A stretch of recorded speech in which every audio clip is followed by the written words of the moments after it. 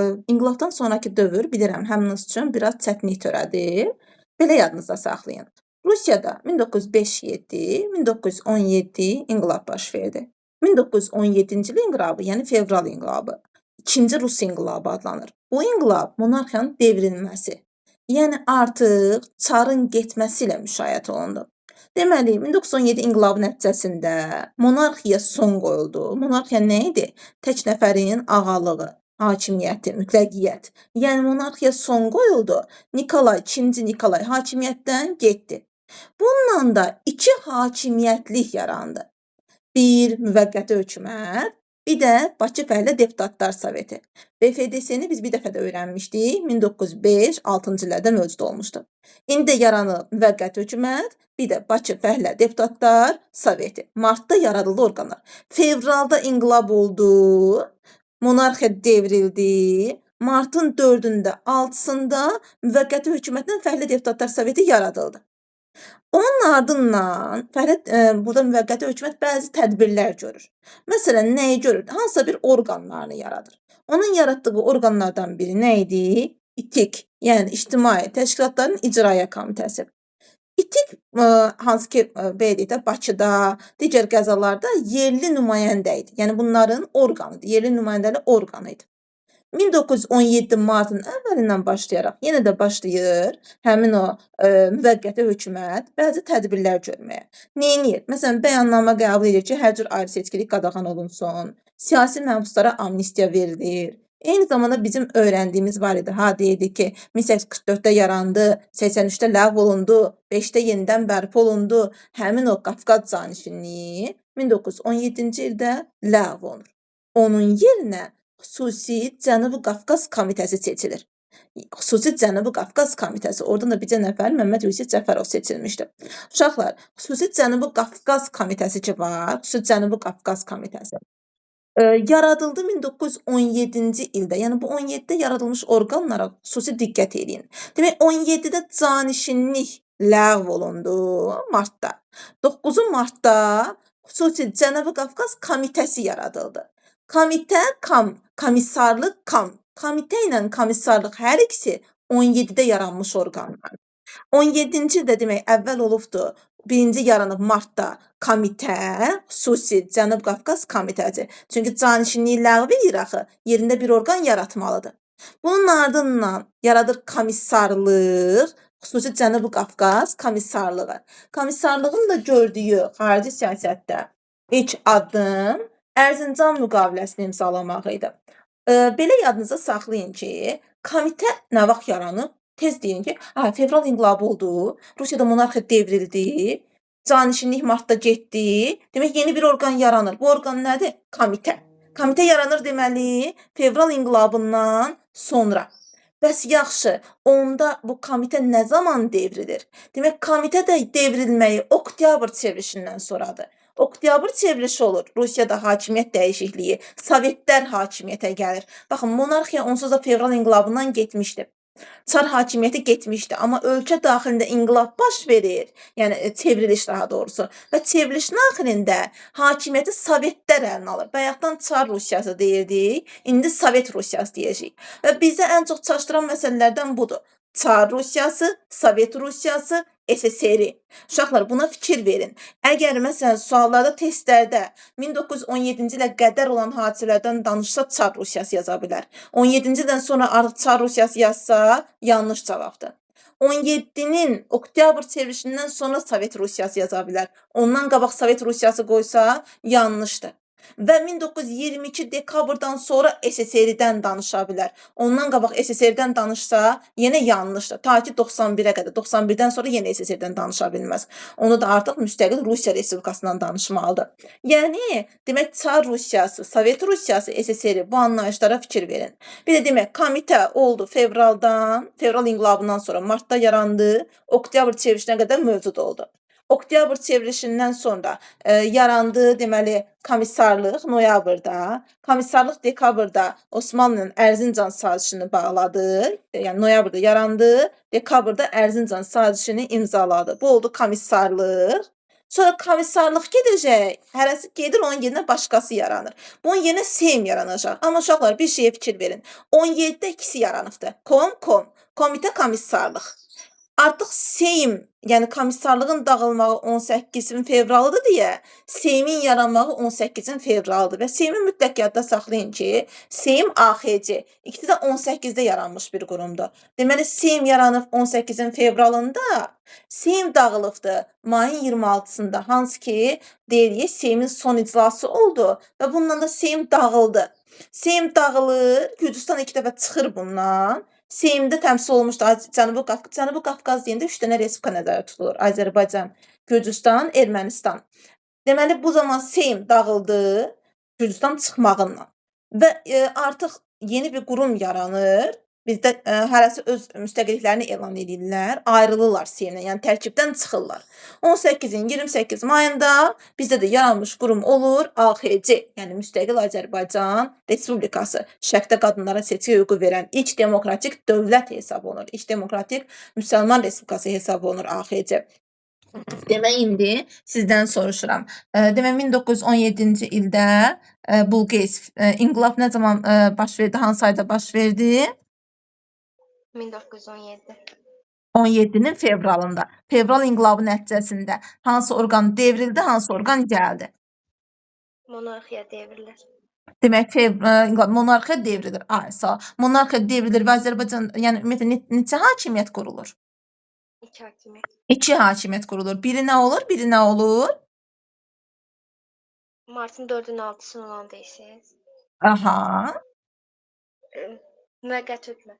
Müvəqqəti hökumət və fəhlə deputatlar soveti. İndi Baharla davam edəsən. 1917-nin oktyabr çevrilişinin nəticəsi nə olur, Bahar?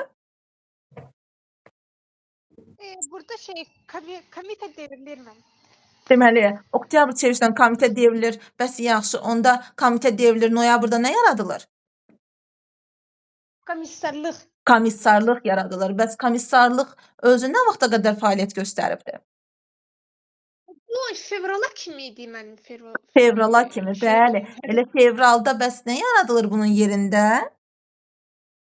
Seym yaradırdı, Cənubi Qafqaz Seymi. Aha, doğrudur. Desəm ki, onda 1917-ci ildə yaradılmış komitələr hansılardır? Komissarlıqla komitə. Komitə və komissarlıq. Komissarlıq xarici siyasətdə atdığı ilk addım nə olmuşdu? Komissarlıqda həm komitə üçün, həm də komissarlıq üçün SSR-ni tanımaqdan imtina etmişdilər də. Əla, hər SSR-ni tanımaqdan imtina edib deyə bilərikmi görəsən? O SSR-ni deyildi. SSR-ni deyildi mən. SSR-ni yox, amma deyə bilərsən ki, yeni qurulmuş Sovet hakimiyyətini tanımaqdan imtina eləmişdilər. Və sonda həm komitə, həm komissarlıq 1917 dekabrın 5-də hansı müqaviləni imzaladı? Necə məmsal bir də təkrar edə bilərəm? Komissarlıq 1917 dekabrın 5-də hansı müqaviləni imzaladı? Dekabrın 5-də Ərzincan barışığını. Bəli, doğrudur. Bəs yaxşı, onda desəm ki, elə Ləman, bəs 1917-ci ilin dekabrın 5-də imzalanan Ərzincan barışına əsasən nə deyilirdi? Şərtlər nə idi?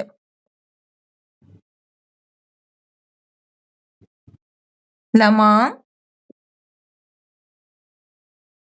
Xanım, de görüm, şərtlər nə idi Ərzincan barışığının? Ruslar geri çəkilməli idi, bir də Qafqazda hərbi əməliyyat dayanırdı. Ay yaşayın, bax bu Ərzincan barışına xüsusi diqqət edirik. Ərzincanı imzalayıb komissarlıq Osmanlıla imzalaydı və bəli, Ruslar ordusunu tamamilə çıxarmalı, cəbhə xəttindəki ordusunu tamamilə çıxarmalı, hərbi əməliyyatlar dayandırılırdı. Çünki müharibə gedir. 14-18 və Rusların da burada hərbi qoşunları var idi ki, indi Qafqaz cəbhəsində də deyirik, axı deyirik 4 cəbhə açılmışdı. Bunlardan biri də Qafqaz cəbhəsi idi ki, burada Rus-Osmanlı müharibə aparırdı.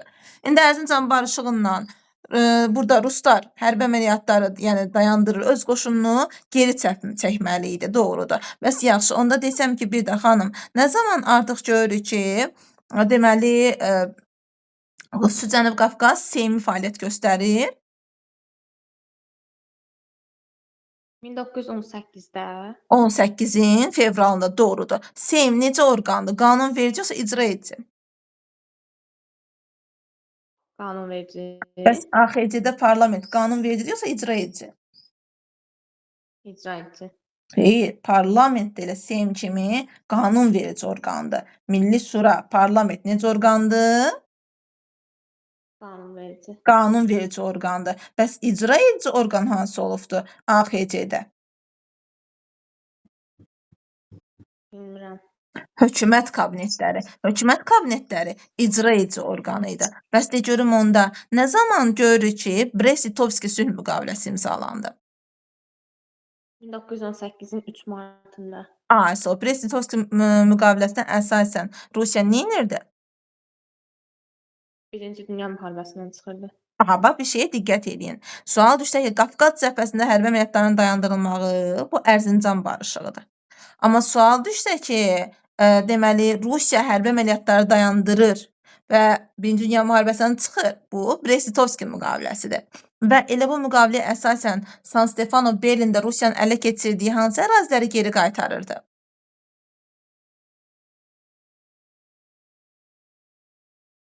Qars Sərdahan Batumu reisi. Bəli, deməli bunları Osmanlıya geri qaytarmalıydı. Amma təbii ki, bunlar da Qafqazda yerləşdiyinə görə buna etiraz eləyir Seym. Deməli, Brest-Litovski şərtlərinə etiraz edən orqan hansı olur? Qafqaza aid şərtlərinə etiraz edən orqan Seym. Çünki Qafqazda axı bu ərazilər, buna da Seymin xoşuna gəlmir təbii ki. Məsələn, elə Ərdahanın getməyinə kim narazılıq eləyir? Qarsın getməyinə kim narazılıq eləyir? Batumun getməyini, Batumun bizdə qalmağının tərəfdarı olan kim olur? Baxın, bu prosesi belə başa düşün. Bax, xanım, elə bil ki, bir Cənubi Qafqazda yaradılmış 3 dənə dövlət, yəni Gürcüstan, Ermənistan, Azərbaycandır. Bir dənə özlərinin birliyini, Seymi yaradıblar. Elə bir dənə, belə deyək də, bir birlikdədirlər. Birlikdə Seym yaradıblar. Bu Seym elə bir deyir ki, Rusiyanın tərkibindədir. Yəni Rusiyanın tərkibində, biz axı Rusiyanın müstəmləkəsiyik, Rusiyanın tərkibindədir. Bu zaman biz də Rusiyanın tərkibində olduğumuza görə daxili şəkildə, daxildə özümüzün qərar vermək haqqımız yoxdur. Çünki biz Rusun tərkibindəyik axı. Rus da müqavilə imzalayır müharibədən çıxanda, deyir o vaxt tutdum Qarsı, Ərdahanı, Batumu Osmanlı sağa verirəm, qaytarıram. Şərt kimi burada qoyulubdur. Osmanlı buranı istəyir, Rus da buranı qaytarmalıdır. Amma bu ərazilər bizim torpaqlar hesabına qayıtmalı deyə bizdən gedəcək axı. Biz Rusun tərkibindəyik, bizdən gedəcək. Biz buna etiraz edirik. Yəni biz tərəf düzdür. Azərbaycan tərəf çox güclü etiraz bildirməsə də biz deyirik ki, daha çox Batum bizim üçün əhəmiyyətlidir. Batumun qalmağının tərəfindəyik. Amma gürcülər deyir ki, Ərdahan getməsin, ermənilər deyir ki, Qars getməsin, etiraz edirlər. Ən çox gürcü və erməni etiraz edir. Nəticədə həmin o gürcü ilə erməni, etiraz edən gürcü erməni nümayəndələri Osmanlıya müharibə elan edirlər. Biz Osmanlı ilə savaşmaq istəməsək də, biz də bunlarla bir qurumuq axı. Həmin Osmanlıya qarşı erməni və gürcülər müharibə elan. Deməli, Seyim Osmanlıya müharibə elan edir ki, niyə bizim əraziləri hesabına verirsən Rusiya? Niyə qaytarırsan bu əraziləri Rusiya? Belə olan halda, o həmişə deyirdim sizə, Osmanlı deyir ki, sən kimsən? Sən Rusiyanın tərkibində olan bir qurumsan. Sən bir söz demək istəyirsənsə, mənə bir fikir bildirmək istəyirsənsə, əvvəlcə Rusiyanın tərkibindən çıx, öz müstəqilliyini elan elə, sonra sözünü denə. Bu bilsiz nətər? Əslində Osmanlı həm Rusiyanın zəifləməyini istəyir ki, onun tərkibindən çıxıb ayrılsın, Rusiya zəifləsin. Həm də bu vasitə ilə öz torpaqlarını, yəni bu torpaqları da ələ keçirirdi. Belə olan halda savaşırlar, 800 gün bunlar arasında savaş olur. Və savaş nəticəsində təbii ki, Osmanlı qalib gəlir və gəlir Batumu ələ keçirirlər. Batum ələ keçir, bundan sonra da Seymin ağası məcbur, kör peşman Osmanlının şərtlərindən razı olur. Və bununla da deyir ki, neyniyim? Deyir, onda qoy Osmanlının dediyi kimi, yəni özümü müstəqil elan edeyim. Bu zaman Seym deyir ki, mən Rusiyanın tərkibindən çıxıram. Ayrıca bir qurum yaradıram. Bu qurumda nədir? O həmin təklifdə Ənvər Paşa demişdi. Bu qurumda nədir? Cənubi Qafqaz Demokratik Federativ Respublikası. C, Q, D, F, R yazılı və Cənubi Qafqaz, yəni bu 3 dənə dövlət deyildi Seymin tərkibində. Həmin o 3 dövlətin Demokratik Federativ Respublikasını yaradırlar. O hansı ki 34 gün yaşayan respublika. Onu yaradırlar, güya bunlar müstəqil qurumdular. Elə 1918-in mayında da Batumda sülh konfransı çağırılır. Amma bütün bu proseslər, hansı ki bu Seymin etirazı falan, bunlar Trabzon konfransında olmuşdu. Trabzonda Brest-Litovskiyə etiraz edirdilər. Trabzon konfransı nə vaxt olmuşdu?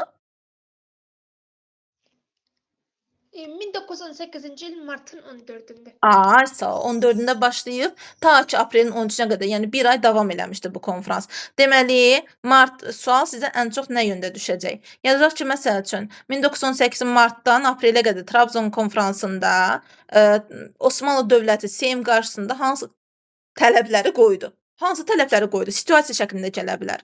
Deməli, Seym Rusiyadan ayrılıb müstəqilliyini elan eləsin, Qars, Ərdahan, Batum olan iddialardan əl çəksin. Yəni Qars, Ərdahan, Batumla sənin işin olmasın. Sonra nə baş verdi? Etirazını bildirdi Seym. Ona görə bunlar arasında dava oldu. Seym məğlub oldu. Osmanlı qalib gəldi və ona görə də gəlir Batumu Osmanlı tutur. Seym də onun qoyduğu tələbi, yəni Rusiyadan ayrılmaq tələbini qəbul edir. Ənvər Paşanın təklifi ilə 1918-ci ilin aprelin 22-sində Cənubi Qafqaz Demokratik Federativ Respublikasını yaradırlar. Demək, canişinlik getdi fevral inqilabından sonra. Martda yarandı. Hansı qurum? Komitə. Komitə gəldi nə vaxta qədər? Oktyabr çevrilişinə qədər. Oktyabr çevrilişindən sonra noyabrda nə yarandı? Komissarlıq. Komissarlıq nə vaxta qədər mövcud oldu? Fevrala qədər. Fevralda komissarlıq getdi 1918-in fevralında. Yarandı Seym. Seym nə vaxta qədər mövcud oldu? 18-in 26 mayına qədər. Bəs yaxşı, onda sual düşsə, Ərzincan barışığını hansı orqan imzalayıb Leyla? Cənubi Qafqaz Komissarlığı. Komissarlığı, bəli. Ərzincan barışığına əsasən nə olurdu? Ərzincan barışığı. O hissələri oxumamışam mənim. Yaxşı, Lalə, nə olurdu Ərzincan barışığına əsasən? Mənim Cənubi Qafqazda hərbi əməliyyatlar dayandırılırdı, bir də Rus qoşunları oradan çıxardılırdı. Yaşa, doğrudur. Bəs yaxşı, onda desəm ki, Trabzon konfransı nə vaxt keçirildi? 1918-13-14 mart. Trabzon konfransında nə deyilirdi? Orada müəllim Qars, Ərdahan, Batuma olan iddialarından əl çəkməli idi Seym. Bəli, və eyni zamanda da Seym Rusiyadan ayrılıb. Və özünü müstəqil dövlət elan etməli idi. Yaşa. Bəs onda Seym nə zaman ayrıldı və müstəqil dövlət oldu? Elə 1918-ci ildə. Apreldə, bəli. Apreldə ayrıldı, bir ay davam edib bu. Mayda isə Seym süqut edibdi. Elə eyni zamanda da xüsusi Cənubi Qafqaz Demokratik Federativ Respublikası da süqut edib. Yəni 34 gün cəmi yaşayıbdı. Elə Seymin sonuncu icrası mayın 26-sında olubdu. Bəs yaxşı, Batum sülh konfransı deyirik. Batum sülh konfransı nə vaxt çağırılıbdı? Mənim o da 1918-də AXC-nin tanınması idi o. Bax, burada belə bir şey var. Baxın, bir şeyə fikir verin. Batum konfransının çağırılanda hələ AXC, belə deyək də, hələ AXC yaranmamışdı.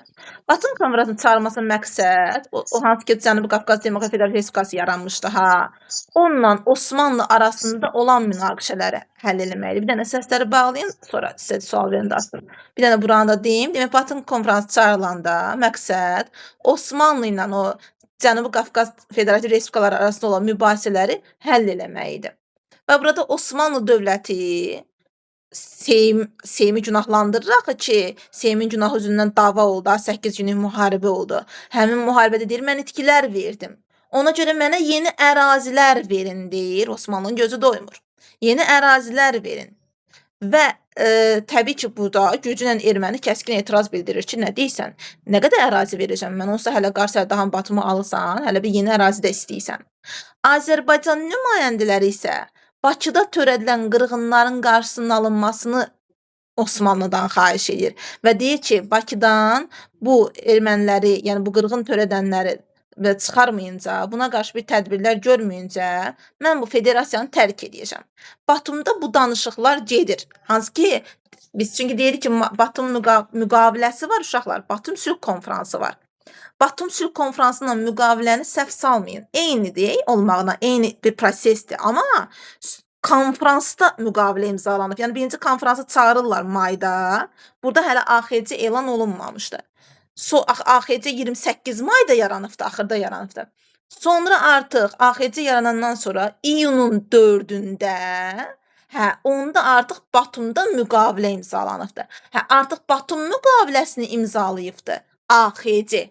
AXC-nin özü neçənci hökuməti imzalayıb bu müqaviləni görəsən? Neçənci hökumət olar görəsən? Bəli, birinci hökumət. Çünki elə bəli ilk yaranıbda demək birinci hökumətdir. 4 iyunda birinci hökumət özü Tiflis dövrünə aiddir. Bax sizin qəbulunuzda da düşmüşdü.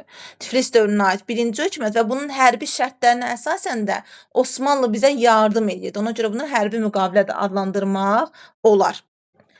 Yaxşı, onda bir də getsək. Deməli, Lalə neçənci ildə İTİK yarandı? 1917-ci ildə. Hansı ayında? Mart ayında mən. Ay, sağ ol. Bəs İTİK nə vaxta qədər mövcud oldu? 1918-ci ilə qədər. Bax, İTİK elə 17-də olub, 17-də gedibdi. Demək, İTİK 17 İTİKdir. Xüsusi Cənubi Qafqaz demək ki, komitəsidir. Komitə ilə İTİK ikisi də 17-nin martında yaranıb. Elə 17-nin deyə bilərik ki, hər ikisi belə deyək də 1 noyabrda, 1 oktyabrda devrilibdir. Yəni ikisi də 17-də mövcud olmuş qurumlardır. İTİK 17-nin martından noyabrına qədər. Qafqaz Komissarlığı noyabr deməli komitə yenə oktyabr çevrilişinə qədər. Yəni 17-də də mövcud olubdu. 22 noyabrda getdi. Bəs de görüm onda Bakı Fəhlə Deputatlar Soveti nə vaxt yarandı? Bu da 1917-ci ildə. Martında Altı yenə mart. yarandı. Ay, sağ ol. Bakı Fəhlə Deputatlar Soveti nə vaxt getdi? 1917-də o da. Bax, Bakı Fəhlə Deputatlar Soveti 18-in 25 aprelində gedibdir. Bu artıq 18-ə qədər mövcud olmuş bir orqandır. Demək, Bakı Fəhlə Deputatlar Soveti 1918 25 aprelə qədər mövcud oldu. Bəs yaxşı, onda de görüm, komitə nə vaxt gəldi, nə vaxt getdi, komissarlıq nə vaxt gəldi, nə vaxt getdi, Seym nə vaxt gəldi, nə vaxt getdi? 1918-ci ildə komitə gəldi. Komitə nə ilə gəldi dedin? 1918-ci ildə. Niyə 18 deyirsən? Və fevral inqilabından sonra nəyi yaratdılar? Nəyi ləğv elədilər? Elə martda canişinlik ləğv olunmalı deyək. 1844, 83, 83, 1917, 1905, 17-də mövcud oldu. 17-də ləğv olundu canişinlik. Canişinliyin yerinə nə yaratdılar? Komitə. Komitə yaratdılar. Komitə bəs nə vaxta qədər mövcud oldu? Komissarlıq yaranana kimi müəllim. Ay yaşa. Yəni bax belə düşün də. Komitə fevral inqilabından sonra yarandı. Oktyabr çevrilişindən sonra devrildi. Çünki yaranmış Sovet hakimiyyətini tanımadı. Demək komitə yarandı martda, devrildi oktyabrda. Oktyabr çevrilişindən sonra. Noyabrda hansı orqan yarandı? 11 noyabrda deyirdik. Komissarlıq, bəli. 18-ci ilində 10 fevralına qədər mövcud oldu. Elə fevralda hansı orqan yarandı bunun yerinə? Seym. Seym yarandı, bəli. Seymdə, yəni AXC-yə qədər 26 maya qədər Seym mövcud oldu. 28-də də AXC yaranıbdı. Bir də Bakıda yaranan bir orqan var idi. Hansı ki, bax, Fəhlə Deputatlar Soveti uşaqlar deyə bilərsiniz ki, bəs Cənubi Qafqaz Komitəsi nədir? Bəs Bakı Fəhlə Deputatlar Soveti nədir? Elə bil ki, bu dövrdə Bakı biraz ayrıca bir quruma çevrilmişdi. Bakıda ayrıca hakimiyyət olurdu. Bax, Cənubi Qafqazda, yəni Qafqazda yaratdığı orqan hamısı Tiflisdə yaranıbdı. Tiflisdə yaranan orqan, idarə edən, qanunverici orqan, komitə, komissarlıq, Seym olubdu. Amma Bakı bunlardan kənarda qalmışdı. Deyir, yəni Seymin olsun, bunlar idarəçinin, yəni Rus idarəçinin kənarında qalan, bunların idarəçiliyinin, yəni kənarında qalan yeganə orqan, bizdən ayrı düşən yeganə şəhər Bakı idi. Bakıda birinci Bakı Fəhlə Deputatlar Sovetini yaradılar 17 martından 25 aprelə qədər 18-in. 1918-in 25 aprelindən 31 iyuluna qədər isə burada Bakı XKS mövcud olubdu. Demək, Bakı XKS, hətta Bakı XKS milliləşdirmə tədbirləri deyirik. Həmin Bakı XKS-dir. Hətta AXC dövründə də Bakı XKS mövcud oldu və AXC-yə tabe olmadı. 31 iyula qədər. 31 iyulda bu gedir, Sentral-Kasp diktaturası yaradırlar 1 avqustda. 1 avqustdan da 15 sentyabra qədər mövcud olub. Niyə 15 sentyabra qədər? Sentral-Kasp yaranmışdı ona görə. Yox, Sentral-Kasp 1 avqustda yaranır, 15 sentyabra qədər. Niyə 15 sentyabra qədər deyəndə? Çünki 15 sentyabrda Bakı azad olunur. Bakı azad olunur 15 sentyabrda. Ona görə bu qurum 15, yəni Bakının o xarici qüvvələrin təsirində qaldığı dövr 15 sentyabra qədər olan dövrdür. Çünki 15 sentyabrda azad olunur və keçir AXC-nin hakimiyyətini qəbul eləmiş olur. Az da olsa başa düşdük bu hissələri. Biraz çətindir müəllim. Bilirəm, bu hissələr biraz qarışıqdır. Bax, ona görə indi özüm dəfələrlə izah elədim. İndi yenə də sizdən davam edeyim. Deməli, Leyla 1917-ci ildə martda yaradılmış orqan nə oldu? Bakı Xalq Komissarlar Soveti. Yox, bax, deyirəm ki, bax, gözlə, Bakıda yaradılan orqan. Bakıda yaradılan. Cənubi Qafqaz deyil. Bax, Bakıda yaradılan düz deyirsən. Bakıda yaradılan Bakı Fəhlə Deputatlar Sovetidir. Bakı Fəhlə Deputatlar Sovetidir. Bəs 17-ci ildə Azərbaycanda Tiflisdə Cənubi Qafqaz idarə etmək üçün yaradılan orqan hansıdır? Cənubi Qafqaz Komissarlar Soveti. Bax, birinci komitəni yarat. Görsən, komitə K, O, M, İ, T, Ə, 6 hərflidir, balacadır. Komissarlıq uzundur. Demək, birinci komitədir, sonra komissarlıqdır. Deməli, 1917-nin martında nə yaradıldı canişinliyin yerinə? Komitə. Komitə. Bəs komitə nə zaman devrildi? 1918-də. 17-də yarandı, 17-də devrildi. Bax, komitə, komissarlıq ikisi də 17-dədir. 17-də yaranıb, 17-də devrilibdir. Deməli, 17-də yarandı, oktyabr çevrilişindən devrildi. Noyabrda yaradıldı komissarlıq, bu 18-də devriləcək. Deməli, 17 noyabrında yarandı hansı orqan? Komitə yarandı. 17-də də devrildi. Aha. 17-nin noyabrında komissarlıq, o da 18-də devrilib. Yaşa, komissarlıq da başlayır 5 dekabrda. Osmanlı ilə hansı müqaviləni imzalayır? Ərzincan. Ərzincanı imzalayır, sağ ol. Elə, onda bəs desəm ki, Batum sülhünü imzalayan orqan hansı olubdur? Batumda. Onda Seym idi, müəllim. Demək, Batum danışıqları zamanı desəydik, deyə bilərdim. Batum sülhünü deyirəm, sülh zamanı artıq 4 iyunda imzalanan sülh desəmdir. 28 mayda nə yaranıb? Seym. 28 mayda nə yaranıb? 1918, 28 may. AXC yaranıb. Nədə AXC? Demək, Batum sülhünü artıq kim imzaladı? AXC imzalayıb. Belə AXC imzaladı. Bəs yaş Trabzon danışıqları kimdən getmişdi? Onda AXC yox idi da, dedik. Aha, onda Trabzon danışıqları martdan aprelə qədər davam edibdisə, görəsən kimdən? Kim Trabzonda öz etirazını, Brest-Litovskiyə etirazını bildirən kim olmuş Trabzonda? Onda Seymdir. Hansı? Seymdir onda. Bəli, burada Seymdir. Trabzon danışıqlarında artıq Seymdir. Deməli, onda davam edəsək, Yeganə xanım cavab verə bilsin. Bəli, müəllim. Aha, deməli 1917-ci ilin fevral inqilabından Cənubi Qafqazda nə yaradıldı? Komitə. Komitə devrildi nə vaxt? Noyabrda. Oktyabr çevrilişindən. Noyabrda hansı orqan yaradıldı? Komissarlıq. Komissarlıq. Komissarlıq nə vaxta qədər mövcud oldu? Fevrala, 1918-in fevralına kimi. Aha, elə 1918-in fevralında nə yaradıldı? Seyim yaradıldı, o da az çəkdi, may ayına kimi çəkdi. Bəli, mayın 26-sına qədər. Desəm, Trabzon konfransı nə vaxt keçirilibdi? Trabzon konfransı 1917-dədir.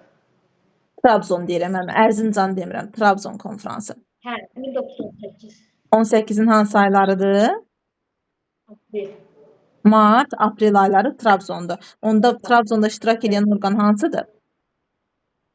Ölkələr Ermənistan, Yəni Azərbaycan, bunlar bir də hansı birlik şəklində iştirak edirlər? Seymin tərkibində. Seymdir. Elə deməli Trabzon konfransında Brest-Litovskiyə etiraz edən kimdir? Seym. Seymdir. Elə bəs Brest-Litovski müqaviləsi nə vaxt imzalanmışdı? Müəllim, ona bayaqda qulaq asdım. Brest-Litovsa. Tam belə anlamadım düzü. Bu Seymi qəşəng anlamışam, amma onu Aha. anlamadım. Baxın, mən onu yəqin izah eləmədim ona görə. Baxın, elə bil ki, 1918-in martın 3-də, yəni Birinci Dünya müharibəsi gedir. 14-18. Və Birinci Dünya müharibəsində bildik ki, 2 blok var. Antanta, Üçlər İttifaqı. Sonradan üçlər olur, Dördlər İttifaqı. Antantaya qarşı vuruşurlar. Antanta dövlətləri sırasında Rusiyadır, İngiltərədir, Fransadır. Yəni Rusiyanın müttəfiqi İngiltərə, Fransadır. Amma Rusiya 1918-in martın 3-də, yəni Rusiyanı belə deyək, Rusiyanın öz daxilində bu fevral inqilablar onu zəiflədir və məcbur və neyinir? Müharibəni dayandırmalı olur. 1917-də ki, o fevral inqilabı oldu. Oktyabrda da çevriliş olanda həmin o bolşeviklər elə siz fevral inqilabından Çar hökuməti devrilmişdi. Monarxiya devrilmişdi. Oktyabrda yeni qurum Sovetlərə hakimiyyəti əl almaq istəyəndə bilirik ki, onsuz da müharibə heç kimin xoşuna gəlmir. Xalq müharibəni sevmir. Xalqı Sovetlər hakimiyyətə gəlmək üçün xalqa söz verir ki, bizi seçsəz, biz müharibədən çıxacağıq. Sizə torpaq verəcəyik, vədlər verir o hakimiyyətə gəlmək üçün. Torpaq verəcəyik, sizi müharibədən çıxaracağıq. Elə bu dövrdə də 17-ci ildə gəlirlər hakimiyyəti ələ alırlar. Lenin baba deyirik. 17-nin oktyabrında Lenin gəlir hakimiyyətə. Sovetlər qurulur. Noyabrdan özlərini elan edirlər. Və həmin o Sovetlər artıq 17-nin sonundan faktiki hərbi əməliyyatları dayanır. Bəli. 18-in 17-dən danışırıq. Hələ 17-dən. 17-dən müəllimə, 17-dən. Və 17-də fevral inqilabı, 17-də oktyabr çevrilişi. Oktyabr çevrilişindən Sovet hakimiyyəti qurulur. Hətta Azərbaycanda da noyabrın 2-sində Sovet hakimiyyəti qurulduğu elan olunur. Yəni bu Sovet hakimiyyəti, Sovetlər hakimiyyəti ələ alır 17-dəyik, müharibənin axırlarına yaxın. Amma müharibə davam edir. Və onda bolşeviklər, yəni bu Sovetlər də bolşeviklərdir. Həmin o bolşeviklər söz verdiyi kimi 17-nin axırından hərbi əməliyyatları dayandırırlar. Hansı ki, Ərzincan barışığı dedik, Qafqaz cəbhəsində hərbi əməliyyatlar dayanırdı. 17-nin axırından Qafqaz cəbhəsində dayandırır əməliyyatları. 18-in martın 3-də də öz dostları olan İngiltərə, Fransadan xəbərsiz digər blokun üzvlərinlə müqavilə bağlayır. Separat sülh deyirik. Yəni digər müttəfiqlərinin xəbəri olmadan müharibədən çıxır. Müharibədən çıxır martın 3-də. Müharibədən çıxdığına görə vəziyyəti pisdir axı, vəziyyətdən pisdir, müharibədən çıxır. Çıxdığına görə bu qarşısında olan Dördlər İttifaqının üzvlərindən biri də Osmanlıdır. Qafqaz cəbhəsində də müharibəni Osmanlı ilə aparırdı. Müharibədən çıxanda Brest-Litovski sülhündən Osmanlı qabağına şərt qoyur ki, sən mənə tutduğun 78 müharibəsində, 77-78 müharibəsində mənim ərazim olan Qars, Ərdahan, Batumi mənə qaytarasan. Rusiya da deyir ki, yaxşı. Amma bu ərazilər o vaxt Osmanlının sırf tərkibi olsa da indi Cənubi Qafqaza düşür. Yəni burada artıq Ermənistanın, Gürcüstanın, Azərbaycanın payı var deyə bizə xoş gəlmir bu maddələr. Yəni Seymin etirazına səbəb olur. Seymdə etirazını çağırılan Trabzon konfransında bildirir ki, yəni niyə bu ərazilər hesabına verirsən Rusiyaya? Vermə. Onda da Osmanlı deyir ki, sən etiraz bildirmək istəyirsənsə müstəqilliyini elan elə. Ondan sonra da Seym yəni özünün müstəqil dövlətini yaradır və həmin proseslərə gəlib çıxırıq. Demək, Brest-Litovski müqaviləsi nə vaxt imzalandı? 1917-də. Brest-Litovski, Rusiyanın müharibədən çıxmağı. 18. 18-ci ilin hansı ayında? 1918-in fevral yadında qaldı. Martın 3-ü. Brest-Litovski müqaviləsi keçənin qəbul sualı idi. Martın 3-ü. 1918, Martın 3-ü. Brest-Litovskidən müharibədən kim çıxdı? Rusiya. Rusiya çıxdı. Brest-Litovskiyə etiraz edən orqan, Brest-Litovskinin Qafqaza aid maddələrinə etiraz edən kim oldu? Seym. Seym. Hansı, deməli, elə Seymin Osmanlıya müraciəti əsasında hansı konfrans çağırıldı? Trabzon. Bəli, Trabzonda müzakirə olunan məsələ nə oldu? Qars, Ərdahan, Batumi. Batum. Ay, sağ olun. Burada Osmanlı Seymə nə dedi? Dedi ki, get öz dövləti qur, ondan sonra gəl danışaq. Ay, sağ olun. Müstəqil ol. Ondan görə də dava oldu, müharibə oldu. Qafqazda bir dövlət yaradı. Ay, amma bu dava oldu. Yəni Seymlə Osmanlı arasında. Bu Aprel ayında ilk həftə aha, bu döyüşlərin nəticəsi nə oldu? Aprelin 15-dən 22-sinə kimi bir həftə davam edən döyüşdə Seym uduzur, Osmanlı qalib gəlir. Bəli, və elə Seym Rusiyadan ayrılaraq öz dövlətini, yəni Cənubi Qafqaz Demokratik Federal Respublikasının yaradıldığını elan edir. Bəs onda Batum Sülh Konfransı nə vaxt çağırılıbdı? O da 1918-də. 18-in mayında çağırılıbdı. Elə burada isə yenə Cənubi Qafqaz Federativ Respublikasından çağırılıbdı da. Yəni çünki Osmanlı ilə sülh danışıqları olmalıdır. Bax, indi müharibə olub. İndi sülh danışıqları olmaq üçün Batum Sülh Konfransını çağırırlar. Amma Batum Sülh Konfransı çağırılanda yəni məqsəd Cənubi Qafqaz Demokratik Respublikasının sülh konfransı idi. Amma sonra yeni bir qurum AXC yaranır deyə müstəqil AXC ilə sülh müqaviləsi imzalanırdı. Müstəqil AXC ilə nə zaman sülh müqaviləsi imzalandı? 1918-ci ildə. 18-in hansı ayında? 26 may ayındadır. 26 yox. 28 mayında. Demək 28 mayda. Demək AXC nə zaman yarandı?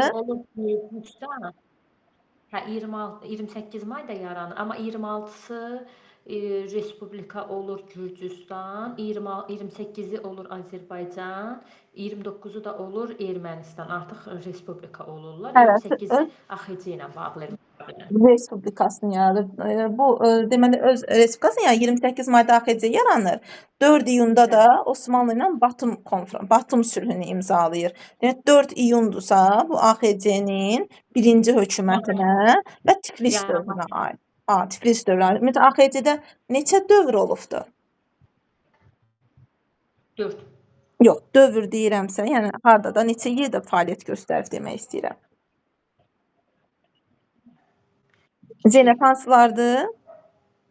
Mənim 3 dənədir. Tiflis, Gəncə, Bakı. Tiflis ilk yarananda olur. Sonra 1918 iyunun 16-sında Gəncəyə köçür.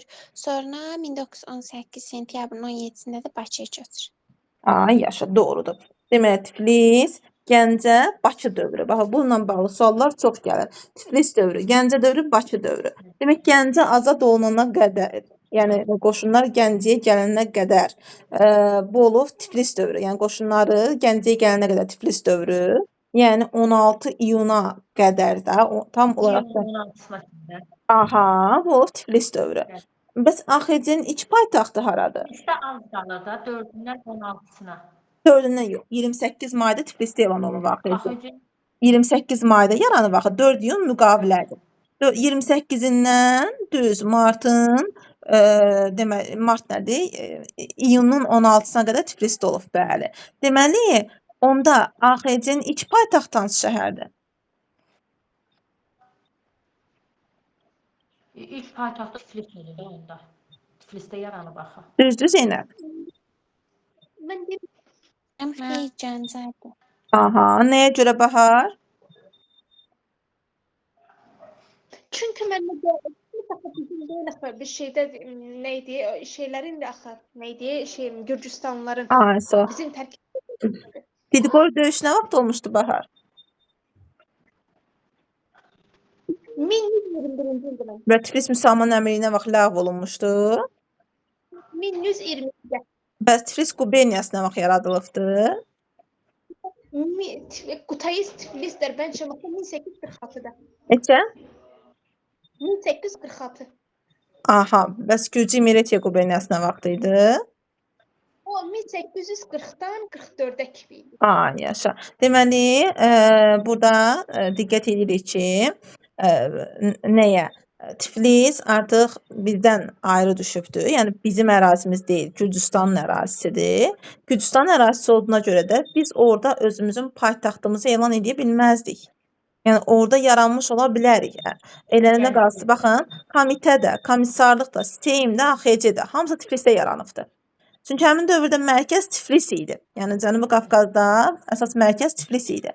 Amma AXC-nin iç paytaxtı, ümumiyyətlə nəinki AXC-nin, sual düşə bilər. Azərbaycan Respublikasında paytaxt rol oynamış ilk şəhər yenə də götürülür Gəncə. Nəyə görə? Çünki Azərbaycanın ilk respublikası AXC hesab olunur.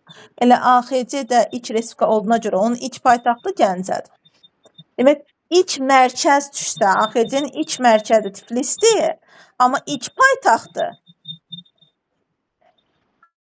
Gəncə götürəcək. Gəncə. Aha, bəs yaxşı, onda Bakı dövrünə vaxt başlayıbdır.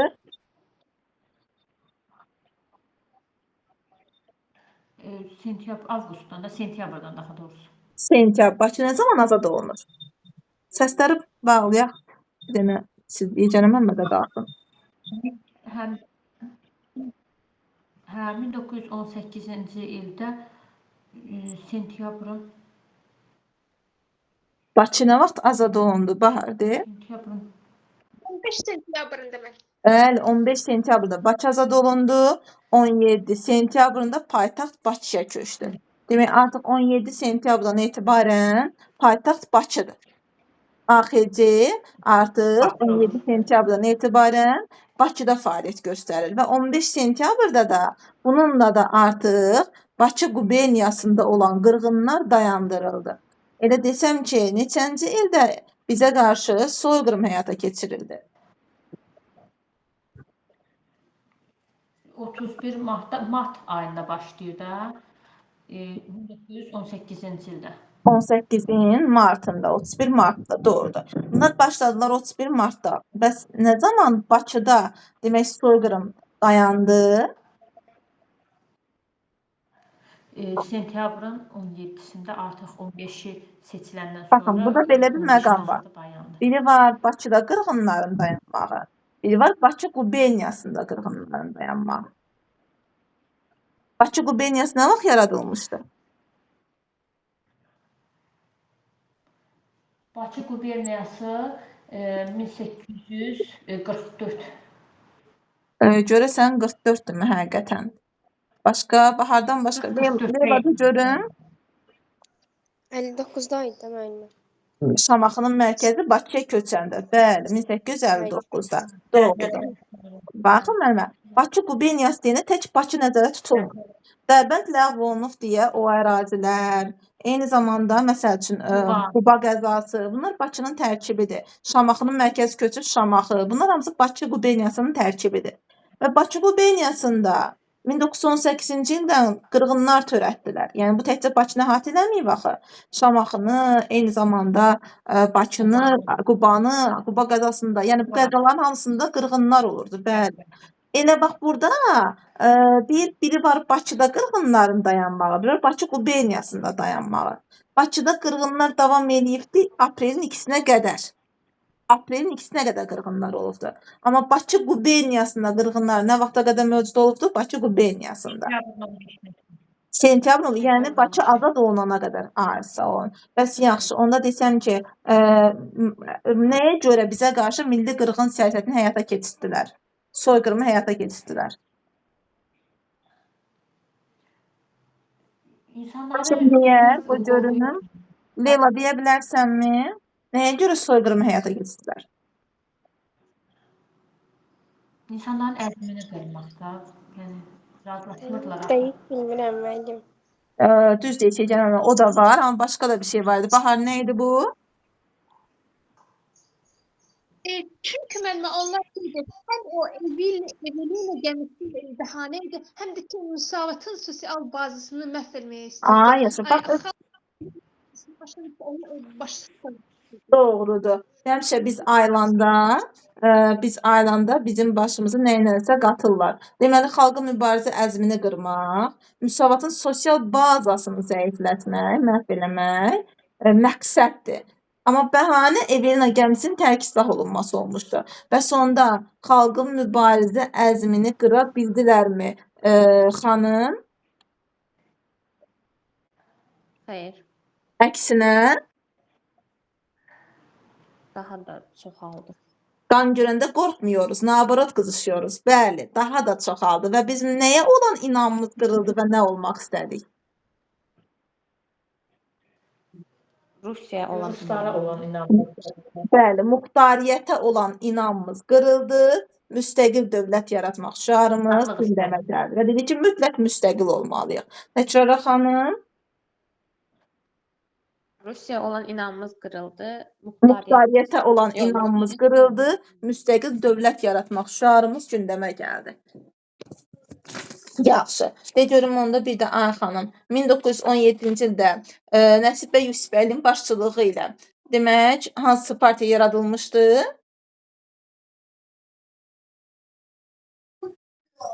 bilmirəm. Niyə bilmirsən bəs? Hansı partiya idi görəsən Cəmilə? Türk Federasiyası idi mənim. Bəli, Türk Federalistlər Partiyası idi. Bəs yaxşı, onda 1917-ci ildə iyunda bu partiya hansıyla birləşdi? Hansıyla birləşdi Cəmilə? Türklərlə. Müsavatla verməm. Müsavatla, bəli. Demək Türkiyədən mərkəziyyətlə müsavat Türk Federalistlərlə müsavat birləşdi, Türkiyədən mərkəziyyət adlandı. Bəs nə zaman müsavatın birinci qurultayı keçirildi?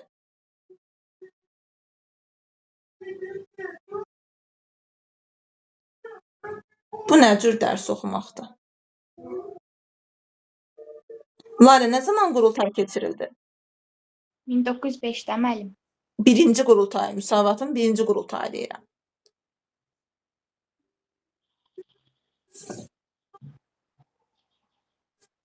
De Leyla. 1907 1917-ci ildə. 1917-ci ildə keçirilən proqramda, qurultayda bunun yeni proqramı qəbul olunur. Müsavatın birinci proqramı nə vaxt qəbul olunmuşdu? De görüm Leyla. 1917 mən 1917-də ikinci proqramdır və ilk proqram nə vaxt qəbul olunmuşdu Zeynəb? 1912 Bəli, 12-də ilk proqram qəbul olundu. Yarandı 11-də, 12-də ilk proqramını qəbul elədi və 15-də Açıq Söz qəzetini nəşr etdirdi. 17-də yeni proqramı qəbul olundu. Yeni proqramda da nə deyilirdi? Kim deyər? Müsavatın yeni proqramı nələr əks olunmuşdu? De Bahar. Açıq Söz qəzetini deyirsiniz mənə. Ha, nə Leyla? Yanlışımız Açıq Söz qəzetini deyirsiniz, nəşrinə başlamışdı. Ondan sonra da birinci qurultay. O 15 idi. 15 Açıq Söz qəzetidir. 17 Müsavatın proqramı var idi. Bax, bu proqram vacibdir. De görün Bahar. Türk rəsmlər müasirləşmək istəyirsən. Yox, tam olaraq proqramını deyirəm. Tam proqramda nə əks olunmuşdu? Romanovlar sayəsi müəllim. Nə? Romanovlar sayəsinin 300 illiyi var idi. Yox, onu da demirəm. Qoy görüm. Başqa Cəmilə desin. Mənim muxtariyyətin olması, sonra Bəli. Azərbaycan dilinin dövlət Ay, dili yaşa, rəsmi bunu dilinin deyirəm. olması, Bəli, bir də kəndlərə müstəqilliyimizin falan bərpası. iş günün artırılması idi. bəli, O- kəndlərə torpaq verilməsi. Yəni bu xalqın belə deyək də, xalqın arzularını ifadə edirdi müsavat. Elə müsavatın sosial bazasını niyə zəiflətmək istəyirdilər? Çünki müsavat xalqın arzularını ifadə edirdi. Yəni sonra da burada seçkilər keçiləndə gördülər ki, müsavat çox səs topladı. Dedilər, bu belə getsə müsavat bizdən yaxşı olur, bizdən çox səs toplayır. Müsavatın sosial bazasını məhv eləmək üçün qırğın törətdilər. Yaxşı, onda ay Cəmilə, 1917-ci ildə Bakı qurultayı keçirildi. Qafqaz müsəlmanlarının Bakı qurultayı. Bəs bir də nə zaman qurultay keçirilmişdi? Bakı Rusiya müsəlmanlarının qurultayı nə vaxt Moskva qurultayı? Rusiya müsəlmanlarının Bakı Bakı qurultayı qurultayı 1917 dedik. Bir də amma sonra səsiz 40 gəldi, eşitmədim. Moskva qurultayı nə vaxtı? O da 1917. O hər ikisində nə irəli sürülürdü? Rəsulzadə əsasında Ərazi, olmamışdı. Azərbaycanın muxtariyyət. Bəli, ərazi muxtariyyəti elə 17-ci ilin Bakı qurultayında da, Moskva qurultayında da ərazi muxtariyyəti ideyası irəli sürülmüşdü. Ərazi muxtariyyəti. Bəs yaxşı, onda deməli soyqırımı törətməkdə məqsəd nə oldu Cəmilə? Məqsəd muxtariyyət verilməmək idi, yoxsa Yox, məqsəd. Bax, bayaq dönə Bakıya keçirmək? Yox. Bakı onsuz da bunların ixtiyarındaydı. Hə. Noyabrın 2-dən Sovet hakimiyyəti elan olunmuşdu Bakıda. Niyə qırğın törədirlər? Nədir görəsən? Nədir bayaqdan deyildin neçə dəfə? Nədir xanım de. Müsavatın sosial bazasını partlatmaq. Sağ ol. Və milli demokratik hərəkatı boğmaq. Yəni bunların milli şüurunu əzmək. Amma nəticəsi nə oldu? Muxtariyyətdən əl çəkdik, müstəqillik istədik. Bəli, yəni müstəqillik ideyalarımız artdı. Yəni bizim milli şüurumuzu əzə bilmədilər. Biz daha da coşduq. Və dedik bu dəfə də müstəqil olmaq istəyirik. Yaxşı. Onda elə desəm ki, Zeynəb soyqırım nə vaxt törədildi? Şimalda nə zaman soyqırım törədildi? Cənubda nə zaman soyqırım törədildi? Şimalda 1918-dir. 18-in martında, 31 martında və Cənubda Cənubda hansı soyqırımı deyil? görəsən hansı soyqırımı deyərəm? Yadımdan çıxdı. Mən orada da 1918-də. Yadından niyə çıxıbdı ki? Onu deyirdi ki, nəsə bəlasıdır. Nədir bu? Urmi bəlası. Bəli, Urmi bəlası. Urmi bəlası nə vaxt oldu? 1918-də müharibənin sonunda 21 martda. 21 martda. Demək bizdən elə 10 gün qabaqda orada soyqırım törədilmişdi. 1918-in 21 martında. Bəli, yaxşı. Onda desəm ki, deməli burdan gəlsək nəyə? Elə bir də neçənci müsəlman korpusu yaradılmışdı Zeynəb? 1917-də mənim Əlaşıq yox. Əlağa Şıxlinskinin rəhbərliyindən. Onda Leyla deyə bilərmi? Görəsən tam artilleriya generalı rütbəsini alan kim olubdu?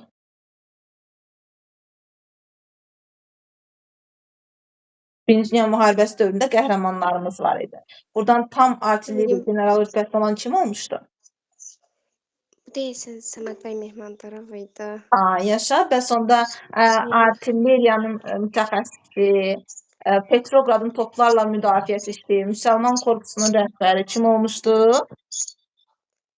Əlağa Şıxlinski. Əlağa Şıxlinski. Sağ ol. Bəs yaxşı. Onda desəm ki, demək Əlağa Şıxlinski burada Petrogradın toplarla müdafiəsi idi. Və Lodz əməliyyatında kim idi?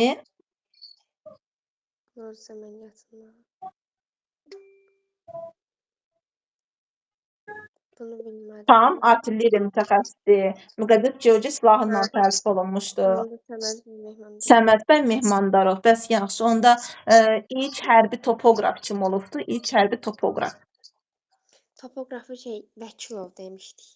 İbrahim Ağa Vəkilov. Doğrudur. Bəs onda ilk hərbi topoqraf İbrahim Ağa Vəkilovdur. Bəs desəm ki, bu dövrdə Çarın müsəlman olan yeganə yavəri Vista çayı sahilində vuruşan Hüseyn Xan Naxçıvanski. Sağ ol. Bəs onda ilk hərbi təyyarəçi bunu Fərrux demişdik. Bəli, Fərrux uçur. Bəli, Fərrux Ağa Qayıbov. Doğrudur. Elə Vilnius səmasında vuruşmuşdu. Bəs onda bir də desəm ilk yaradılmış milli partiya hansıydı? Qeyrət. Qeyrət. Bəs ilk yaradılmış siyasi təşkilat? Müsəlman Gənclik. Müsəlman Gənclik. Doğrudur. Müsəlman Gəncliklə hümmətin yaradılmasında oxşarıq.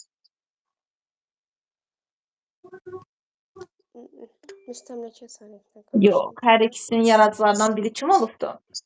Məmməd Əmin Rəsulzadə. Məmməd Əmin Rəsulzadə. Bəs hansı təşkilat idi ki, öz qayəsindən dönür, bolşeviklərin mənafeyini ifadə etməyə başlayır? Ona görə də Rəsulzadə ondan uzaqlaşır.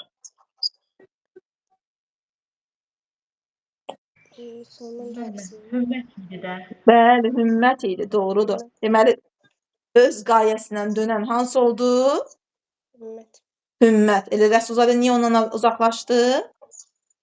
Elə dönməyinə görə. Öz qayəsindən döndüyünə görə. Bəs yaxşı, ilk yaradılmış, deməli, hümmət neçənci ildə yaradıldı? Hümmət 1903 müsəlman gəncliyi idi, 1904 4-də idi. Sağ ol. Və difai nə vaxt yaradıldı? Difai 1906, Qeyrətdə 1905. Difayını kim yaratmışdı? Hmm.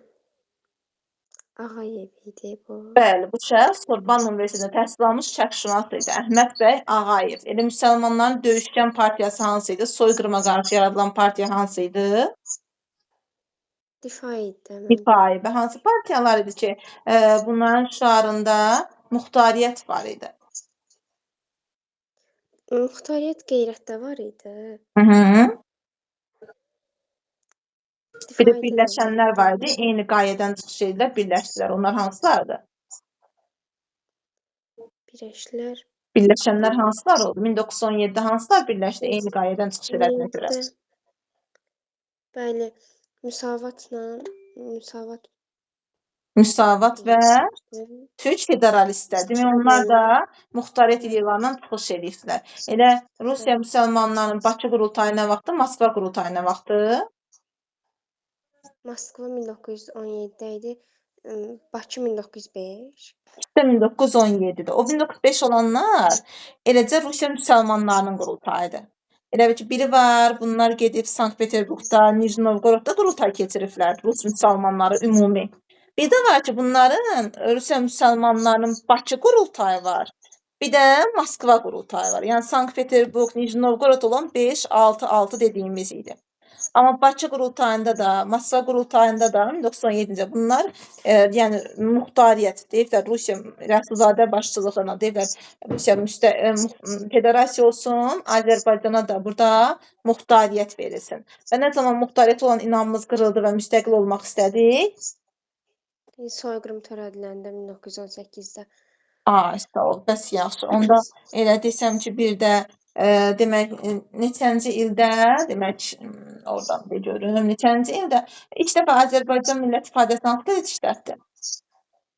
Azərbaycan milləti Kəşkül qəzetində idi. Neçənci ildə? 1891-də işlənib. Bəli, doğrudur. Aha. Bəs onda neçənci ildə, demək, Neft və Milyonlar Səltənəti adlı ilk filmi çəkildi? 1916. Aha, bəs Leyli Məcnun operası?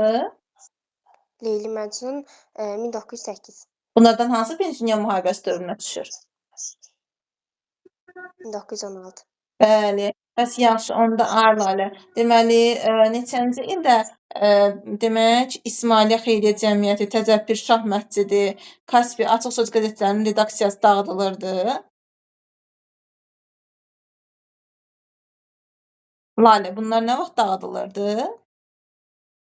Mənim sualı bir də verə bilərsən. Daha deyirəm, Kaspi Açıq Söz qəzetinin redaksiyası, İsmailiyyə Xeyriyyə Cəmiyyəti, Təzəppir Şah Məscidləri nə vaxt dağıdılırdı? 1918-ci ildə 18-in martında bizə qarşı nə törətdilər? soyqırımı. Elə soyqırımda da bunlar dağıdılırdı. Bakı Soveti, nə zaman Bakıda Sovet hakimiyyəti quruldu? 1920-də. Yox, Sovet, demə 1920-də o artıq konkret sovetləşdi. Azərbaycan sovetləşdi, Sovet Respublikası quruldu. Mən deyirəm ki, yəni Bakıda nə zaman bunlar Bakıda Sovet hakimiyyəti, axı Bakı bizdən kənarda qalmışdı. Bakıda Sovet hakimiyyəti qurdular, ha. Bunu nə vaxt elan elədilər? Ümumiyyətlə Sovet rejimi nə vaxt quruldu Rusiyanın özündə?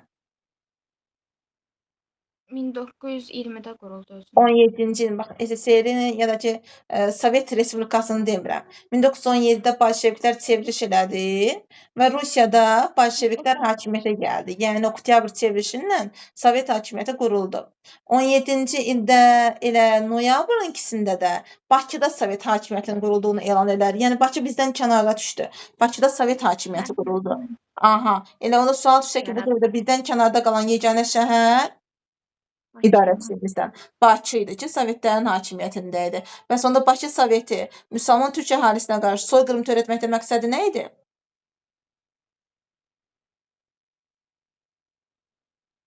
Bakıda türk Müsavatın sosial bazasını məhv eləmək, xalqın azadlıq mübarizəsini başsız qoymaq, bütün Azərbaycanı işğal etmək, milli düşüncəmizə əlimizdən almaq. Məqsəd buydu. Bəhanə nə oldu? Evelina cəmisinin tərk islah olunması. Nəticə nə oldu? Bizim azadlıq mübarizəmizi yatıra bildilərmi? Tam xeyr yatıra bilmədilər. Bizim AXC-ni yaratdı. muxtariyyətə olan inamımız qırıldı, müstəqil dövlət yaratmaq uğrunda mübarizə apardıq. Bəli. Bəs yaxşı, onda desəm ki, elə nə zaman deməli buradan nə edəyək? AXC-nin hansı dövründə Osmanlıla müqavilə imzalandı?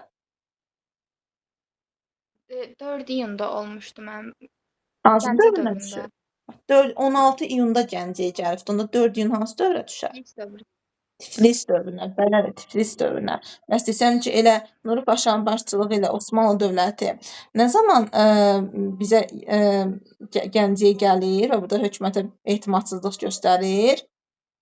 1918-ci ildə Göyçay döyüşləri olur orada mən. Aha, 16 iyunda İyunda. da Gəncəyə gəlir. Bunlar bizə qarşı etimadsızlıq göstərirlər. Ona görə də AXC-nin birinci hökuməti süqut edir. Göyçay döyüşlərində məqsəd nə idi? Bakı xəkəsi nə istəyirdi? Bakını azad eləmək istəyirdik mən Nuri Paşa. Biz Bakını azad eləmək istəyirdik. Amma Göyçay döyüşlərində bunların Gəncəyə hücumlarının qarşısı alınırdı. Göyçay döyüşlərində Gəncəyə hücumların qarşısı alınırdı. Bunlar elə bir Gəncəyə gələndə istəmədilər də. Dedilər bunlar niyə gəlib Gəncəyə gəldilər? AXC niyə gəldi Gəncədə möhkəmləndi? Ona görə müharibə elan edir. Bakı bax elə bir Azərbaycanın içində 2 qurum var. Bakıdan başqa digər yerlərdə AXC yaranıbdı. Bakı bizdən kənarda qalıb. Bu da Sovetlərdir. Və Bakı Soveti başqasının tərkibindədir axı. Bizə qarşı müharibə elan edir. Bəs yaxşı, onda desəm ki, elə Bakı Sovetindən olan döyüşdə kim qalib gəlir Göyçay döyüşündə? AXC-nə. Bəli, AXC qoşunu. Bəs onda bir də desəm ki, bu Bakıda yaradılmış Bakı XKS milliləşdirmə tədbiri görmüşdü. Bunlar hansılar idi? Bayraq. Nə? Bayraq bunu siz müəllim. Bax, bayraqdır, dildir. Bunu eləyən AXC-nin özüdür. Bakı XKS bizdən yad düşmüş yad qurumdur. Həmin bu yad qurum milliləşdirmə tədbiri eləyir. Milliləşdirmə uşaqlar elə bir dövlətinki adınla sahibkarın əlindən alınmaqdır. Yəni sahibkarın əlindən fabrikini, zavodunu alır, deyir dövlətindir. Dövlətin adından mənimsəyir. Təbii ki, biz də buna razı olmarıq da, xoş gəlməz bizə. Həmin bu milliləşdirmə tədbirləri nə vaxt görülübdür? 1918-ci ildə mən. 18-in deyildi, yəni elə bir ki, hansı aylarında? Aprel, iyul. Aprel, iyulda mövcud olubdu. Elə o dövrdə də milliləşdirmə tədbirləri eləmişdi. May, iyul aylarında, iyun aylarında. Elə milliləşdirilmiş sahələri öz sahiblərinə qaytaran kim olubdu? XKS özü. Bakı XKS alıbdı. Qaytaran görəsən kim olub Cəmilə? AXC müəllimi. AXC. AXC-də təkcə milliləşdirilən məktəblər olubdu. Yaşa, doğrudur. Baxın, bunu başa düşün. Elədir ki, bax Cəmilənin, Lalənin, xanımın, hərəsinin birinin fabriki var, birinin nə bilim gözəllik salonu var, birinin mağazası var. Mən gedirəm, mən də gəlirəm burada yeni bir hakimiyyət qururam Bakıda və mən onların əlində olan o mülklərini əllərindən alıram. Deyirəm ki, nə danışırsınız? Siz təkcə fəaliyyət göstərə bilməzsiniz. Sizin əlinizdən alıram. Deyirəm, bunlar hamısı dövlətin olmalıdır. Dövlətin adınla mənimsəyirəm. Deyirəm, hamıya bərabər paylanmalıdır. Yəni, bu milliləşdirmə budur. Yəni, heç kim azad şəkildə fəaliyyət göstərə bilməz. Hamısı dövlətin olmalıdır. Dövlətin adından əlindən alır, hamıya görə bərabər paylayacaq. Sənin azad sahibkarlığına icazə vermir. AXC belə bir şey eləməyib. Əksinə AXC azad sahibkarlığı dirçəldibdir. Hamının şəxsiyyət toxunulmazlığına hörmət edibdir. Hamının öz suveren hüquqlarına, yəni hərə özünün biznesini qursun. AXC buna şərait yaradıbdır. Amma Bakı Soveti, Bakı XKS milliləşdirmə tədbirləri adıyla fabrikləri, zavodları, yəni özəl sahibkarların əlində olan nə varsa, neft sənayesini aldı, güya dövlətinki idi. Eləmək adından sahibkarların əlindən aldı. Bunları milliləşdirdi. Amma AXC hakimiyyətini quran kimi 5 oktyabrda 2-ci hökumətin gördüyü tədbirlə özü bu sosial-iqtisadi gedir. Milliləşdirilmiş sahələr öz sahiblərinə geri qaytarıldı. Ona görə AXC sosial-iqtisadi sahədə milliləşdirmə həyata keçirməyibdir.